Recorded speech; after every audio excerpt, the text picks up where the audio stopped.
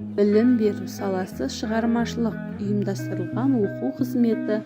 Аппликация. Балалар, біз бүгін аппликация сабағынан желкенді кеме тақырыбын өтеміз. Бірінші суретке назар аударайық. Кемелерді суреттеп бер, олардың ұқсастығын және ерекшелігін айт. Қайшыны, желімді пайдаланды қағазды бүктеу тәсілімен жануардың, өсімдіктің, құстың және адамның пішіндерін жасау оригами тәсілі деп айтылады.